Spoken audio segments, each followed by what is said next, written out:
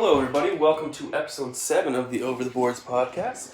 Been a little while since we've been together. We had a good 2 weeks going, and then I got sick, and then Josh had a change in his work schedule, and now I'm sick again. So apologize for that one.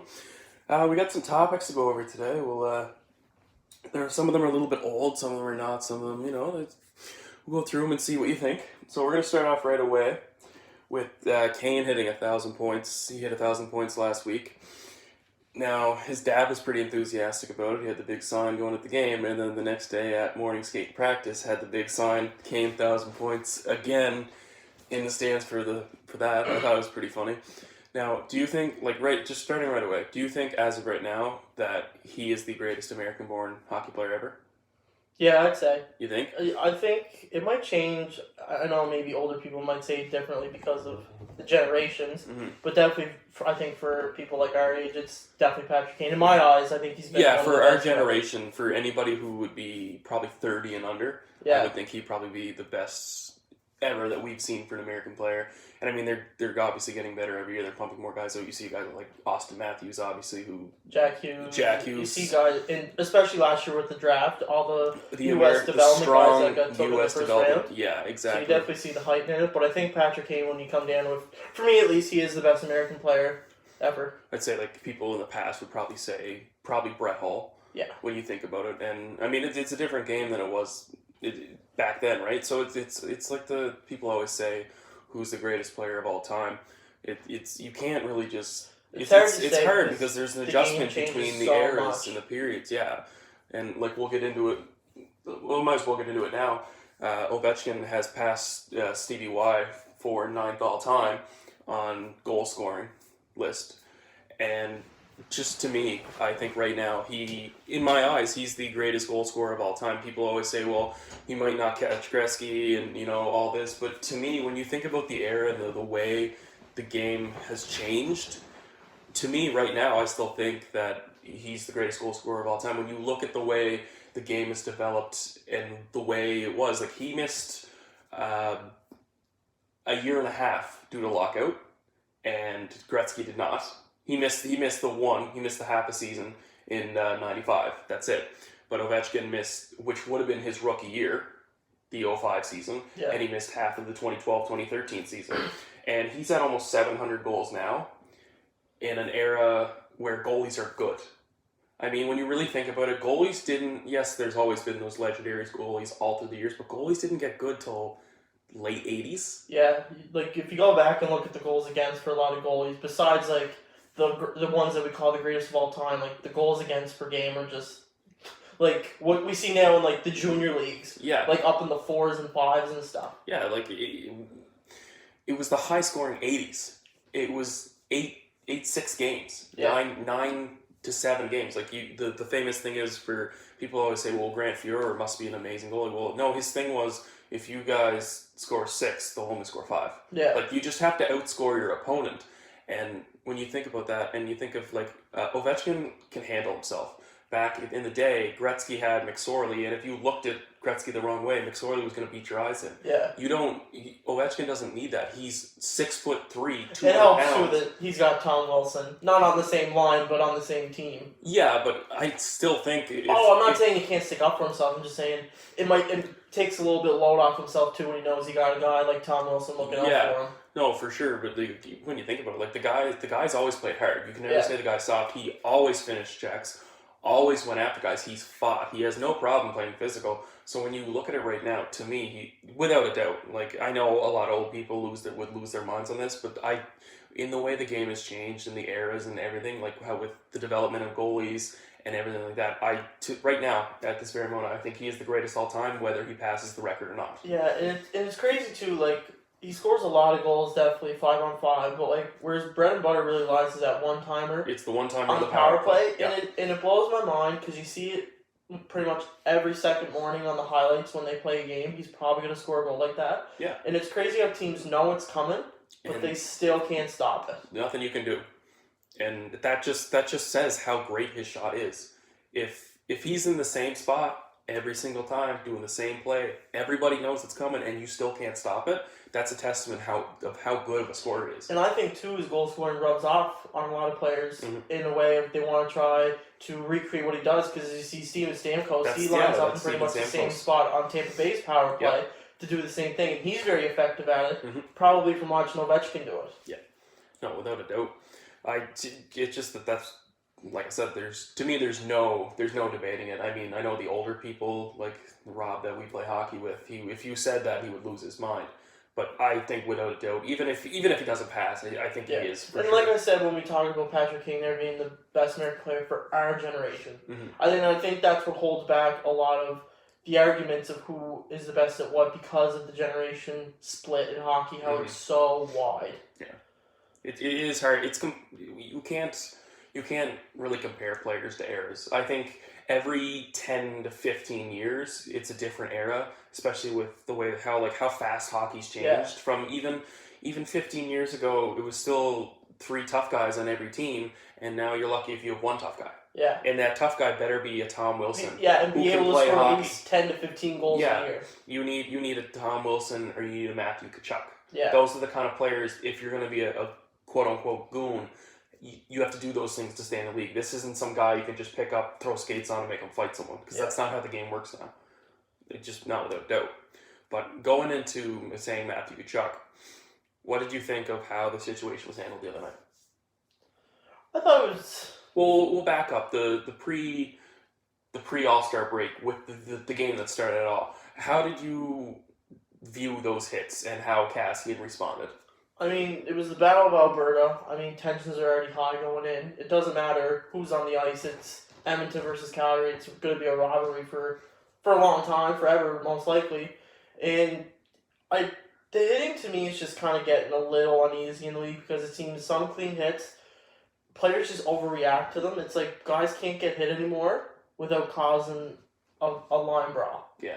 And so I wish that would kind of stop because there are clean hits and there are good hits. Like, keep your head up out there. Like, you see guys coming center ice, head down, defenseman rocks them. That's what he's got to do. Yeah. And the whole team loses their mind. Well, what's he going to do? Let him skate past them? I find you see it a lot in junior hockey. That's like, I go to a lot of Eagles games, and that's the one thing. At the moment somebody throws a big, clean hit, the gloves are off. Yeah. I understand sticking up for your teammate, but sometimes you have to respect a check. Yeah. And just say, that was a nice check. It's a good hockey play. I mean, I'm not one to oppose a fight. I like a good tilt. No, fighting does belong in hockey. I promote a good tilt whenever it's necessary. I don't just say just drop the gloves for no reason. Yeah.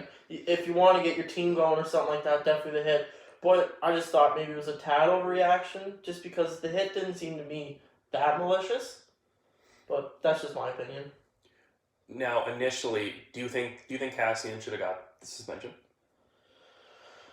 It's hard to say because he's been suspended before, so he'd be under a repeat offender, and they can't really give 1 game or 2 games to a repeat offender, so it probably would have had to been over 4. And I didn't really think it was worth a 4+ game suspension. No. See, just to me, the first hit that Tkachuk had on Cassian, to me, that was a dirty hit. I think the first one itself was worse than the second one. The second one to me was, or I should go back. The first one to me was an illegal hit. I think the first one is definitely, you should have kicked him out of the game with that one or given him a serious penalty. Because to me, that was a illegal check. The second one I thought was dirty. I don't think it was an illegal check. I thought it was dirty. It was just a dirty. Yeah, it's a malicious, dirty hit. He left his man, skated full tilt. Again, which is legal, you can do that. Yeah. But the guy had his head down, wasn't looking, and if you want to be really picky about it, you might be able to call it a charge, because he started at the half wall, skated all the way through with the intent to skate right through him and hit him. I mean, charges are hard to call, too, when they come from so far away, because I remember last year, I don't know if it was in the playoffs, with Torrey Krug, I don't remember who he hit, but he skated from like one end to the other. Yeah. And ended up hitting a guy, but they didn't call it because they said he turned at the last second. So it's super hard to call charging, and if you really look at it, you could probably say it was charging, but I don't think it was enough to be blatant enough for the ref to make like a split decision call. And with that, I mean, I think Tkachuk should have dropped the gloves. If you're going to run around like that, you need to answer the bell. Yeah. And, he said before he wouldn't fight Cassian because he was a 4th liner, and then Cassian came back and said, well, I have 13 goals, I'm a 1st liner now. I think at that point, if you are going to run around like that, you need to drop the gloves at that point. You shouldn't really discriminate first or fourth line because you're both NHL players. Yeah, you're there And playing. technically, is Matthews' Chuck contract, did it kick in this year? Yes, this is the first Okay, year. I was going to say, Cassidy's making a little more money than you right now, but I forgot the contract kicked in this year. But yeah, no, I don't, saying like that as a fourth line guy, Zach Cassidy's been around for too long, and you got to show some respect to the vets, whether you hate them or not. Especially a guy who does a similar role. Yeah. Who plays the game in a similar way you do. And yeah, I mean, we'll bring it up. We might as well bring it up now. Zach Cassian has re-signed. He signed a 3-year, $3.2 AAV, which to me isn't a bad contract. It might be like a little bit of the years scare me. I think it's the other way around. I think the money. I'd probably live with the cap at like a 2-year contract. I was thinking more 3 years, 2.7, 2.5, that makes a lot more 2.7. sense. I know. I mean, I think his point production this year has played into the money value, and I think he's going to use that. But it's the fact that he's playing with McDavid and Draisaitl. Yeah. He's obviously going to get a point boost. And you could say a lot like that with the Chase on contract too. Yeah. That Edmonton signed him too. Yeah, so I think he went in with that leverage, saying, "Hey, look, I'm playing first line minutes." I mean, they don't have a lot of options right now, anyway. No. But he's playing first line minutes. You can't really be paying a quote unquote first line player $2 million. No. I mean, you can, but like, who does? Yeah. It says a lot about your team, and I think they definitely like having Zach Cassian around. But with a team that's kind of already in trouble right now, they're close to the cap, and they're trying to do not a rebuild but a retool. They're trying to build on who they have. Putting $3.2 million into a player who regularly would be playing on a third line, that can be a little rough when it's not a super skilled player. But I mean, hey, if they feel that they want him. If you found a winger, especially in Edmonton, where the wingers have been so hard to find for them, it seems like if you got a winger you like, you gotta lock them up. Yeah. Now, speaking of wingers, David Backes was sent down to the minors, to Providence, but will not play, but will not get suspended. The situation is he has 1 year left. This is the last year of his contract. He has a $6 million AAV, and he's been in and out of the lineup the last year and a half. You know, he wasn't in the playoffs last year in the last game when Boston lost to St. Louis, his former team. So he's looking to get moved on, and I think Boston is too. Boston originally sent him down, obviously didn't get claimed, so he went down to Providence. They now have $6 million. A lot of teams are speculating that they're going to make a move. They're looking at Kreider. Kreider's been, in talks with Boston. But the thing is, he went down. He's not going to report, but they're also not going to suspend him. So he's getting his full money, plus more, because American League players don't pay escrow. So he's getting his full money in the American League while they try to trade him. And the reason he's not playing is he wants to stay healthy until he gets traded. To me, I don't know how you're going to move that contract. I get it's only it's 30 games, but unless you're shipping him to Detroit or somewhere like Anaheim, like, what is your option here? I mean, you could always revolve the Kreider trade around it and just keep half a salary. It's 1 year left, so you're biting a bullet, but you're not biting a full bullet. Yeah. And I mean, Boston went to the finals last year. They pretty much have the same team. Yeah, Backes, a pick, and a prospect for Kreider, and then you retain half the salary. It depends where New York is. Like, we're still 30 days out, and 30 days can change a lot for a team. Yeah. Guys get injured tomorrow. Yeah, and so I think you won't see a Backes trade until the trade deadline. But it'd be hard pressed for me to see that he gets moved without Boston retaining any money on that contract. Mm-hmm. Now the Rangers we'll get there because we're talking about it. They're carrying 3 goalies. They have Lundqvist, who's not leaving. They asked him a year and a half ago if he wanted to get moved, and he said no. He wants to stay a Ranger for the rest of his career, and he will be fine with the rebuild. I think he's one of those players where they'll throw contracts at him until he says he's done. Yeah, I think similar to like a Chara. Yeah, repeating 1 year contracts. 1 year contracts, see where he's at, and go from there. Yeah. So, and they had Shesterkin in the minors, completely dominated. I think when he came up, he was 15-3-2 with a goals against average of 1.76. Like, the guy is unreal. They've been saying for years that this guy's in the future. They finally got him to come over this year from Russia. Yeah, which is huge. Getting players to come over from Russia to play in the American League is not especially easy. when he's a starter. You see it in Minnesota with Krzyzl Kaprizov, who Yeah. has to come over, and he's 22 now. Coming over next year, according. Apparently he's coming over next year. Yeah, but when you go back, it's definitely it's a huge boost for New York to have an able guy be willing to come over and play in Hartford. Yeah. But the situation is that leaves Gorgiev as the apparent odd man out. He's an RFA after this year, but I'm assuming he's probably going to get a decent pay because he's proven on a bad Rangers team. He's proven this year that he can definitely play in the NHL, and he's been playing good for the team that he's been on. But where is he going to go? Is Kreider moving going to have an impact on him? Is there going to be a bundle trade here? I can see. Obviously, I know Toronto's been hard on him. I could see San Jose putting in a move on him. Maybe, somewhere like Edmonton, but the problem is the asking price for him. So high, apparently. It's a first and or second round pick. It is a top forward prospect or a young forward prospect who is NHL ready or a young forward who is for sure NHL ready. Yeah, because I know that Toronto offered a second, and I believe it was let me back up. A third in Kapanen for Gorgiev.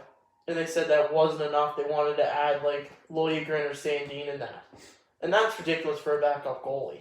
Yeah, who might not even stay. Yeah. But, Toronto needs to start looking at that because I think after next year, I think Freddie's gone. As a free agent? Yes, I think he will leave as a free agent and try to get some money somewhere because I don't think... Unless Dubas works some magic, I don't know how Toronto's going to fit him in. And I think this is the time right now where you're always looking toward your future, trying to get better for right now and in the future. Maybe bringing in a young goalie like Gorgiev, who could be a starter. He's a fringe goalie right now. You put him on a good team. Maybe this is your future, right? And we said this before earlier in the year. There's an abundance of goalies. Goalies are everywhere.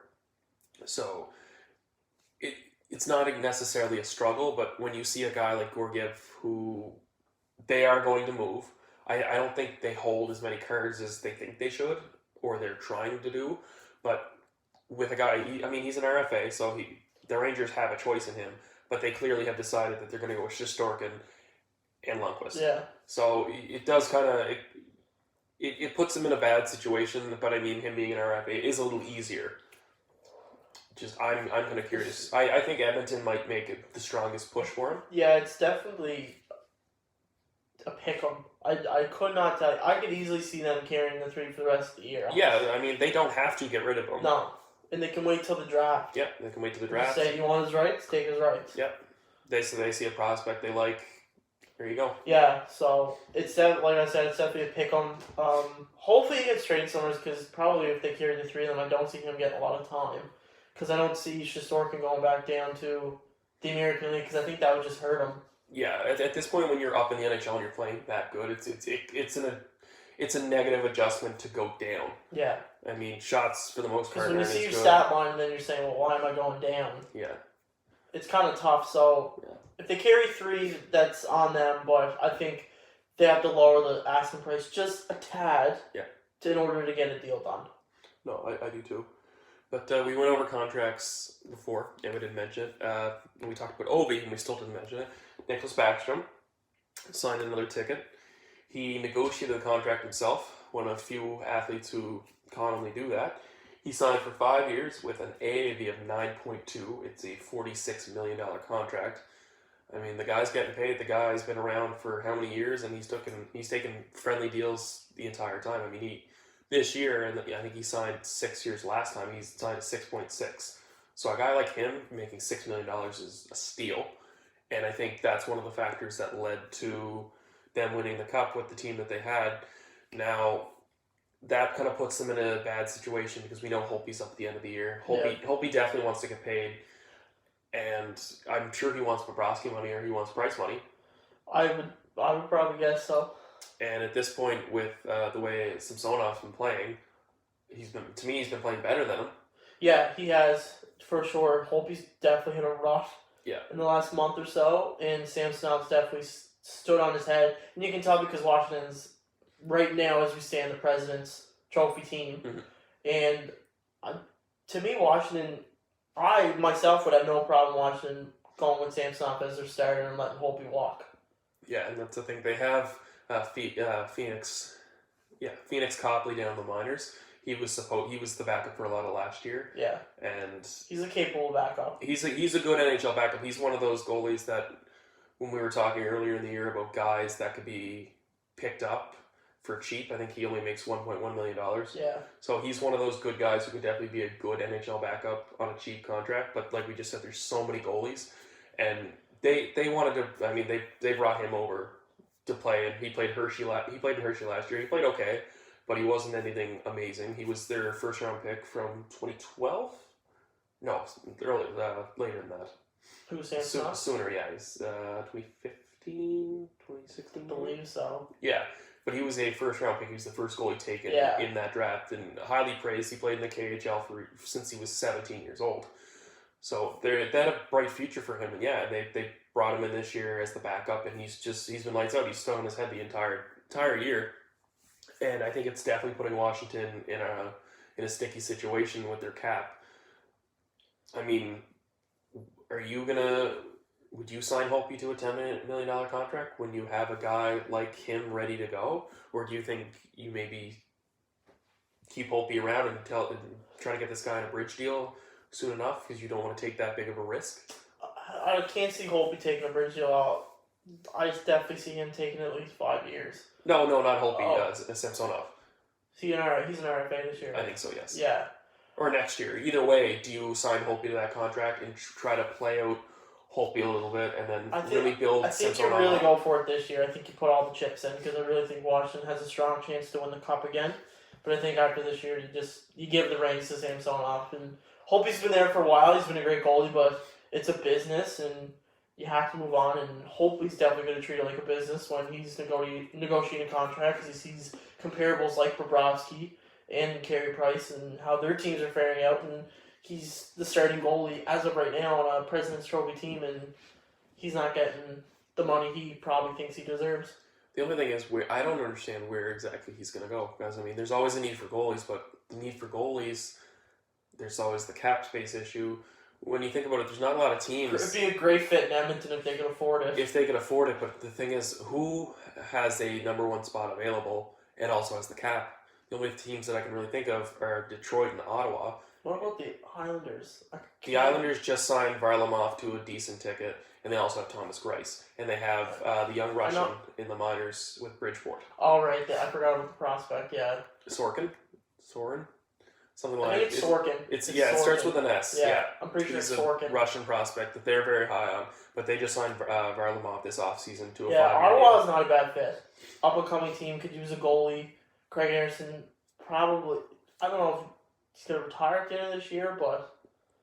Either way, they'll probably just, again, throw maybe like a 1-year contract at him and see. I mean, they're not in a position to win right now, so if you're the Ottawa Senators, or even if you're Detroit, would you think, hey, we have these young prospects, why don't we get this good goalie who's won a Stanley Cup, has that veteran presence, you bring him in with all these young guys, because next year it's still going to be another rough year for Detroit.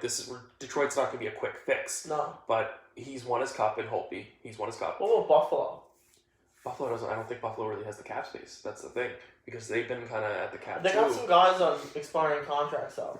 They do. They might have the room if they move out one of the two. Whether it be all, I don't think they'll move on Mark. No, because he just signed in the offseason. Hutton. Hutton, yeah. If they move out Hutton and they get some expiring contracts let go. Well, they're gonna have a fire sale this year for D. Yeah. Because they have about 8 or 9 NHL caliber D. They already moved one in Scandella when they sent him to Toronto. I'm just spitballing. While you're talking, I'm just thinking of teams with a starting goal. It's just so hard because you got to think of his cap hit. I know he's definitely going to want 10 mil at least. And which is so crazy to me that you pay a goalie who's 30 years old. Well, not just that. Any goalie double digits, because I understand a goalie's a big part of your team, but a goalie doesn't score goals. I mean, Pecorino did. Pecorino did, yeah. But that's one. Yeah. No, I know. It just maybe the cap situation, his pay comes into effect. Like again, I think the cap slightly cap is goes supposed up to be going up. Yeah, but I'm thinking like if it's so hard to speculate on free agents in February or January. Today's January 31st. In January, because you don't know what the cap number is going to be, and you don't know what's going to happen at the end of the year. Yeah, but if you're Holtby and you just say, hey, I want to get paid chunks of money. Would you take that chance, go to Detroit? You say, hey, you give me 7 years, $8 million or $10 million, and I'm yours. Yeah. He won his cup. I mean, obviously he's competitive. He wants to win another one, but it's not like he's Henrik Lundqvist where he's going to retire without a Stanley Cup. I guess, how old is he going to be when Detroit's finally ready to be back to what they were? 33. In 3 years? I'd say, yeah, in 3 years they're going to be competitive for a playoff spot. We know how good of a GM Stevie Y is. Yeah, and that's just it. You can't forecast what he's going to do. No, but they have a ton of really good prospects right now. And when you look at the young players they have playing up, they've been playing good despite what the team is. I mean, the team isn't supposed to win. They're intentionally well, they're tanking. not winning, so they're intentionally tanking. So you kind of have to take that with a grain of salt. But I mean, Grand Rapids is one of the best American League teams to develop players. They always have been. Yeah. And when you look at the guys they have down there right now, they have the young Lindstrom defenseman prospect. They have Svechnikov. They have Filip Zadina. They have Jared McIsaac, who's playing junior right now. He's over back in Germany now. Yeah, and Joe Valeno, who's been doing really well actually this year with Grand Rapids. Yeah. So you look at that group of guys they have right now, they don't really have a top goalie prospect. So maybe that's the thing. If you don't have that top goalie prospect, just go up and get the top goalie. Yeah. And ride them through until when you're ready. Unless this year Detroit makes some moves and gets a top goalie prospect. I don't know if I'd be willing to give up top. Trading for goalie prospects is hard because you don't really know what you're getting in a goalie. No. You could be getting... They're too low in the standings, so as of right now, the lowest they'll pick is 4. Yeah. And that's way too high to take the scare off. Yeah. So I think Holtby's not a bad idea. It's just, I don't know, Detroit's just, for me, far away from what.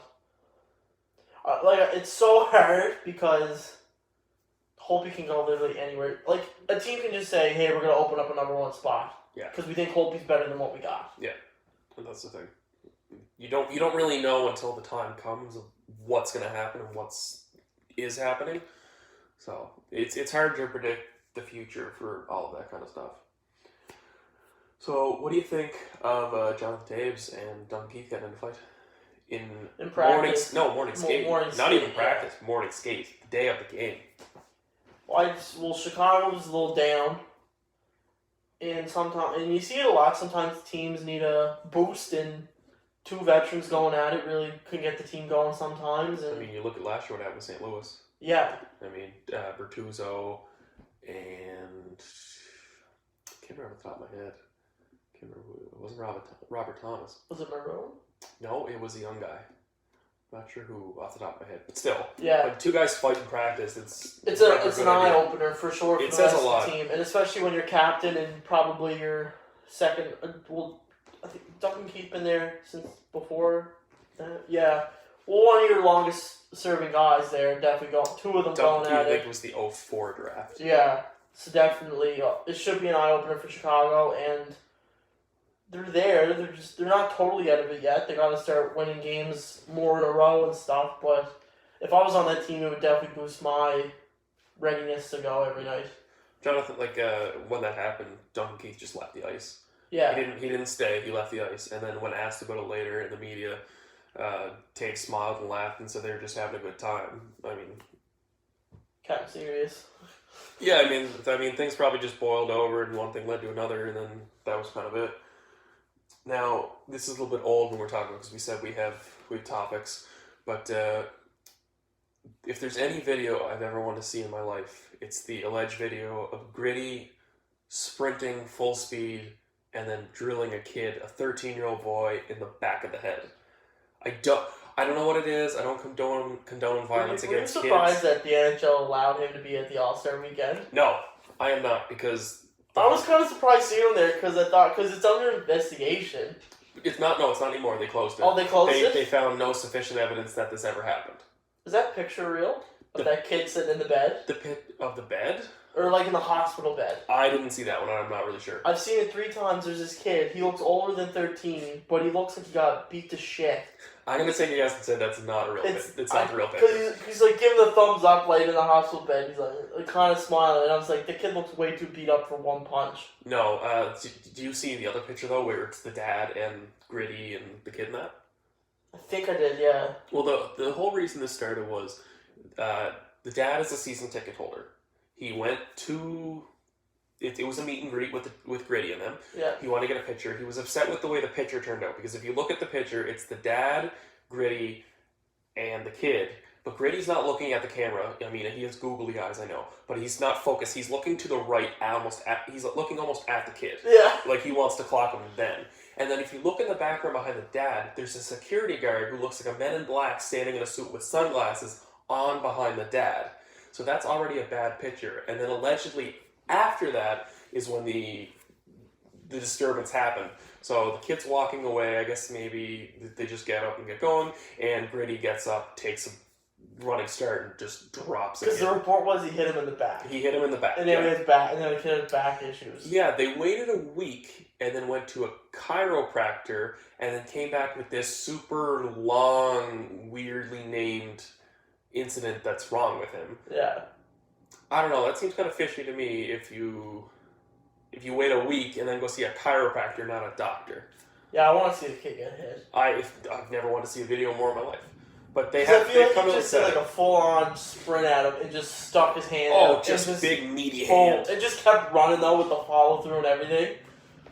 We were talking about the All-Star game, but no, I think even if it wasn't closed, I think the reason he's there is because that's still publicity, and the All-Star game is about publicity.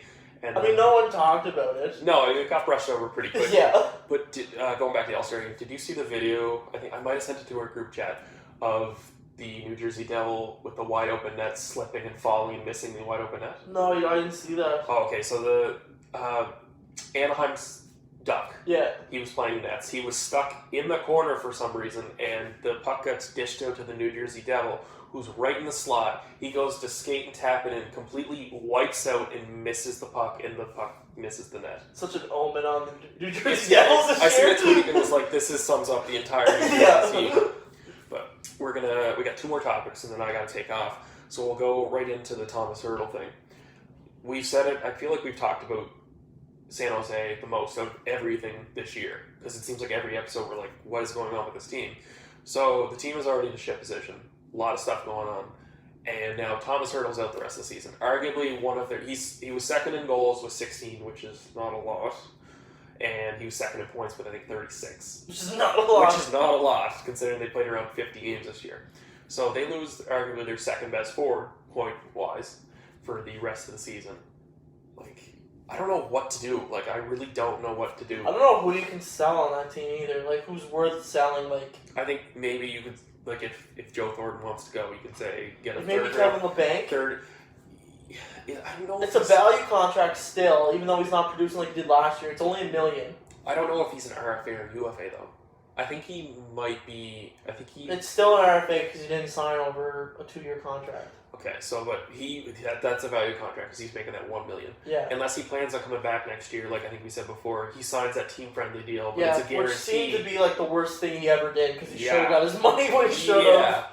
So I don't know, like what to do. Like you said, Thornton. Maybe if a team says, "Hey, come on, Joe Thornton, we can get you a cup for a 4th round pick." Yeah, maybe like package Thornton and Marlowe and let them be together somewhere else. I don't know. Like it's like Doug Wilson's got a hard month ahead of him. But there's talks of Brandon Dillon. Brandon Dillon is rumored to be moved all year. I don't know. You're definitely not getting first for him. No, you might be looking at a late second. And it was funny. I totally forgot this until I read the Hurdle story last night, because they mentioned that Ottawa has San Jose's unprotected pick. Yep, San Jose. And right now, Ottawa sits in having the 4th pick and the 6th pick because of San Jose. Yep. In a deep draft, Pierre Dorian is licking his chops right now over that trade. And I know they lost Erik Karlsson, but the way that the San Jose's been playing, and you see that highlight from Erik Karlsson last night falling on the blue line. He still stopped Buddy from taking the puck on a breakaway. He still catch it in the zone, but it was ugly. Yeah, but the two teams... Because I looked at the roster last night. Yeah. After I read the Hurdle story, and I was like, okay, they're definitely sellers for sure now. So then I was like, who can they sell? I went to the roster, and I was like, Dillon's there, LeBanc, and then I looked through the rest, and I was like, too much money. Like, you can't get rid of Kane. No one's going to take that. Vlasic, no one's going to take his contract. No one's going to take Brett Burns' contract for what? It's just crazy. I think that goes till he's 41. Yeah, and it's like 8.5. Yeah. I think. And Vlasic's is 8. And Carlson's getting paid 11. So your decor is what your decor is, except Dillon, I mean, you could probably move out. But Dillon, the bank, Maybe Marcus Sorensen. I don't know. There's no guys on that team where I'll be like, oh, you can get a first round pick, a rental Yeah, for him. no.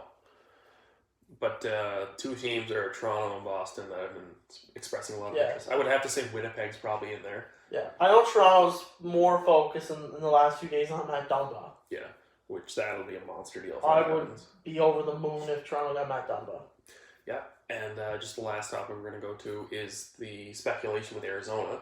So it came out 2 days ago. The league sent out a memo that said, did anybody have contact from Arizona about pre-draft testing throughout the season? And it's been confirmed that 6 teams have come back and said yes over the WHL, in the CHL, physical so the testing. W, the O, and the Q. Yeah, so which I didn't even know was illegal. Oh yeah, because it's never come up. No, but I don't think anybody's done it because it's illegal. Dumb. Yeah. Because when it's supposed to happen, the player's supposed to go right to their GM and say, "Yeah, Arizona called me. They want to know how tall I was." Yeah, they want to get me on the bike so I can ride for 3 hours and see what happens. Yeah, like how dumb is Chaika? I thought he was one of the smarter GMs. It doesn't look like it. Not. But yeah, so the fine as of right now, for the bare minimum, it's a $250,000 fine, and that's just for one case. So if all 6 of them come out, do you think that's a tough swallow. Do you think they lose a draft pick if it's that many that are proven? Well, New Jersey has theirs, so it would probably have to be in the future. Yeah. Well, I don't mean a first. Like you can always get rid of a second or something. I don't know if they have that either though. Are you gonna go? Oh, here's your 3rd round pick gone. And I'm like, all right, worth it. Oh yeah, that guy. Yeah, I don't know because like a fine isn't that big of a deal. I mean, it is to Arizona because they don't have a lot of money. But I mean, they're about to dole out a lot of money to Taylor Hall, so we'll see. But yeah, I don't know. It's like I think it was just a stupid move. I don't know why you would think you're not going to get caught in that situation. I mean, if you're calling up the Halifax Mooseheads and you go, "Hey, can I see somebody?" And they're like, "No." Why are you calling our team? Well, apparently they called when Arizona did it. They called the agent. Of the players. So the team was never involved until the player came back because it's an obligation to do. And if it's found out, the player can have consequences. So it's an obligation when a player gets called by a team before any of the draft process takes place. They have to tell their team immediately. All right. So I'll just add to this because it's our last topic I thought about last night. I seen it. There's I don't know what the proper word is, a motion, I guess, going around where they're going to try to get a rule in hockey where you can't have an agent until the age of 16. An agent cannot approach you until the age of 16, which I think to me makes sense.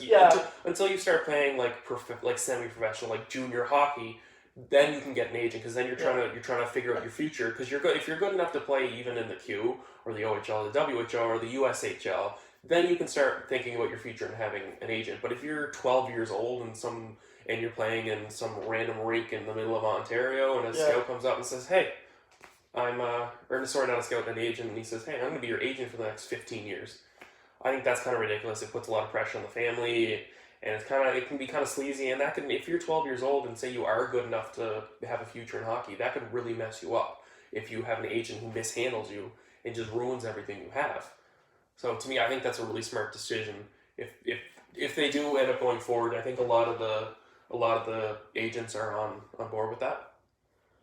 Yeah, I definitely, because any younger to me seems kind of unreasonable because you don't know what that kid's gonna be and you don't know what's gonna happen like injury wise. Yeah. So I think 16, they're either in like junior A or they're breaking into the junior leagues, and you can see that they might have a little bit of potential. But yeah, I think it's fine because agents some agents, not all, like to get there super early and get their money while they can. Mm-hmm. But 16 to me is a fine age, and they definitely need it. As we see Arizona, they're trying to contact players before. So no, I definitely agree with that. Yeah. Anything you want to say with this? Anything else? Yeah. I would like to talk about right quick because I am a huge basketball fan, and I'm sure everybody knows by now on the face of the planet. If you don't, you've been living under a rock. Mm-hmm. But the extreme tragedy on the Sunday we just had, where Kobe Bryant and his 13-year-old daughter Gianna were killed in a horrific helicopter crash along with 7 others. Mm-hmm. The Etebellis, I butchered their last name. A family of the Etebellis passed away along with a mother and a daughter and the pilot. Mm-hmm. And when I first saw it, I was in disbelief because all the sports pages I follow on social media and everything, the first place I saw it was a meme page. Mm-hmm. So it's kind of tough when you see something like that on a meme page and you're like, okay, well, this can't be true.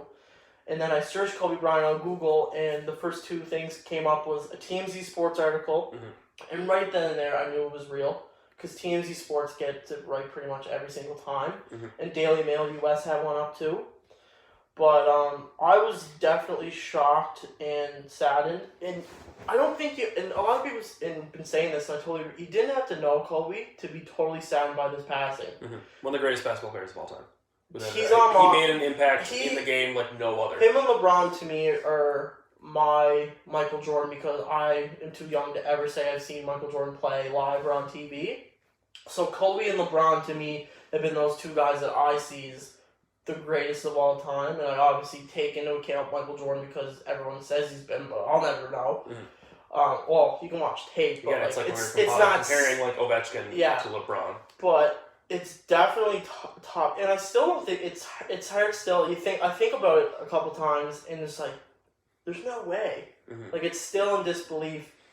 And my thoughts and prayers definitely go to Vanessa Bryant and her 3 daughters in this hard time. And the world definitely lost a hero and a legend, and it's really tough. And he was definitely gone too soon. Yeah, couldn't say it better myself. All right, that's it for this one. We'll thank everybody else for watching. I don't know if you can probably tell through this, but we got a new mic, and we're doing things a little bit differently, so we really hope it sounds a lot better. So thanks for listening, everybody.